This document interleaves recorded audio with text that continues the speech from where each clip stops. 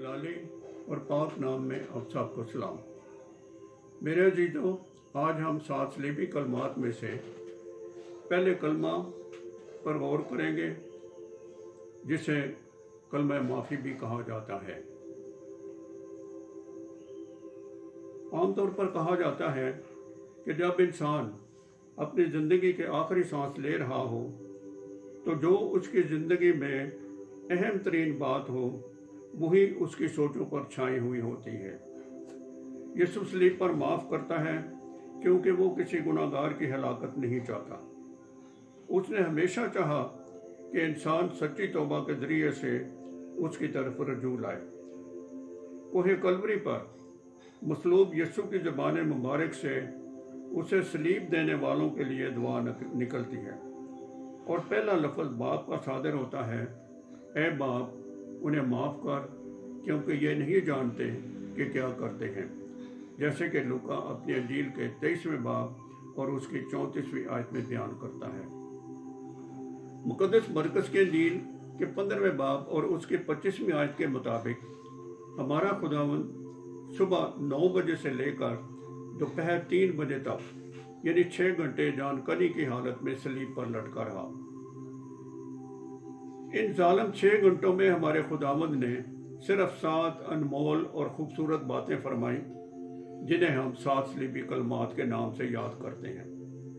जिनमें से पहला सुनहरी कलमा ये था,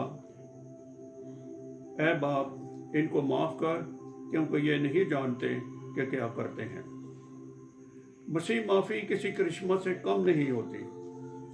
जब स्तिफनस को संसार किया जा रहा था तो उसने अपने दुश्मनों को इसी तरह की दुआ दी थी, ऐ खुदावंद ये गुनाह इनके ज़िम्मे ना लगा। मसीह माफ़ी के मुकाबला में किसी और तरह की माफ़ी का मुकाबला नहीं किया जा सकता।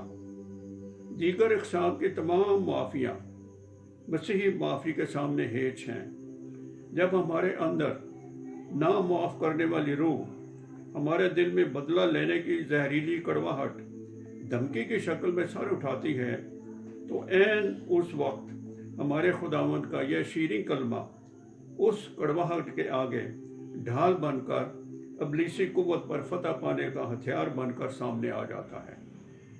और ऐसा करना किसी इंसान के बस की बात नहीं, ये सिर्फ खुदावंद यीशु मसीह के उस फरमान पर पुख्ता ईमान रखने की बदौलत ही मुमकिन होता है, जिसकी वजह से हम अपने दुश्मनों को खुले दिल से माफ़ कर देते हैं।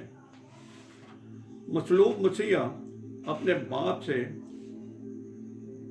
गिला या शिकवा नहीं करता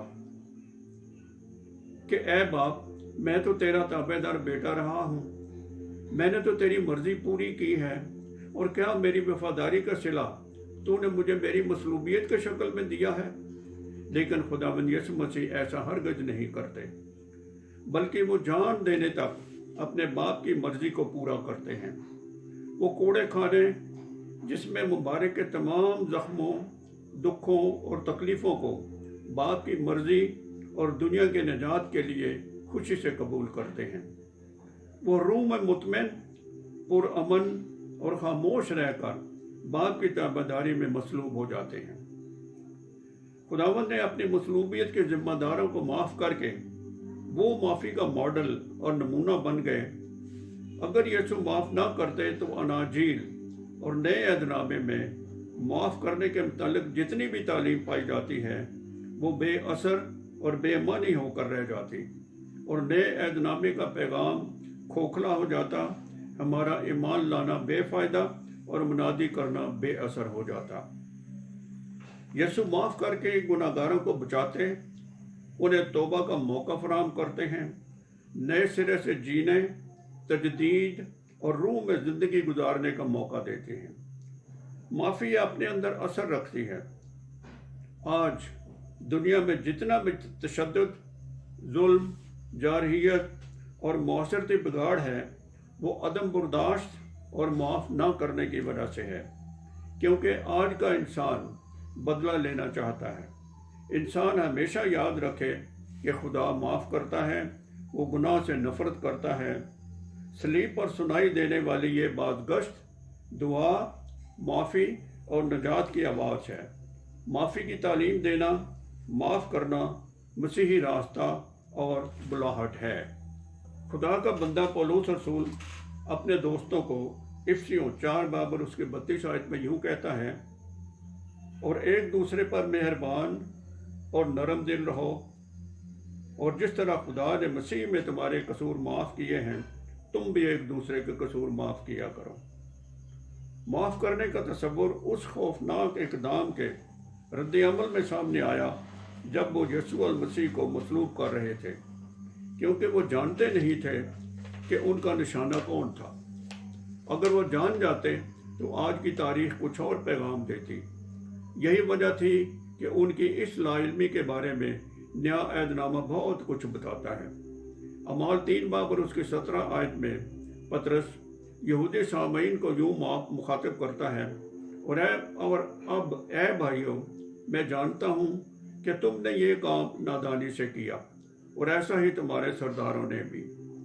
پولس رسول اعمال 13 باب اور اس کی 27 آیت میں کہتا ہے، کیونکہ یروشلم کے رہنے والوں اور ان کے سرداروں نے نہ اسے پہچانا اور نہ نبیوں کی باتیں سمجھی جو ہر سبت کو سنائی جاتی ہیں۔ ہم خدا تعالیٰ کے بندے اور بندیاں ہیں۔ ہمیں بالکل اسی انداز اور بھرپور جذبے کے ساتھ دوسروں کو معاف کرنا ہے، جس طرح ہمارے خداوند، ہمارے منجی اور ہمارے نجات دہندہ نے دوسروں کو معاف کیا۔ اے خداوند، ہمیں ایسا کرنے کی توفیق عنایت کر۔ آمین۔